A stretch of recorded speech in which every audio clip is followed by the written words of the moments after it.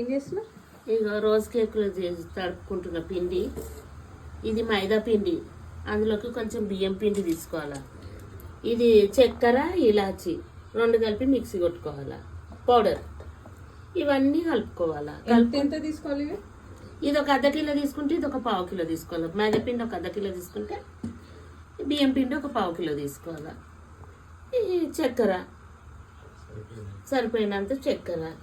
గుడ్డ వేయాలంటారు కదా? గుడ్డొద్దు, మెత్త పడతాయి. నేను ఇట్లనే బాపన వాళ్ళు ఎట్లా చేసుకొని తింటారు మరి? గుడ్లు దట్లు వేసుకొని తింటారా? ఓకే.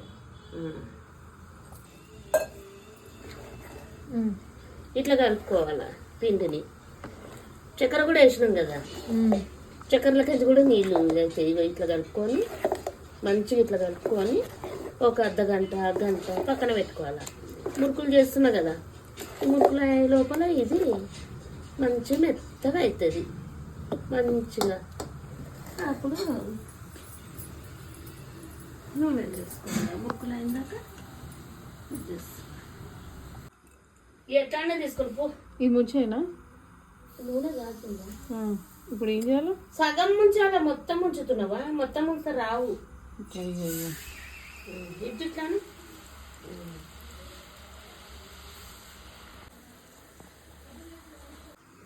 మా పాప రోజు కేకులు వేస్తుంది సాంచతోని, నేనేమో తీస్తుంది.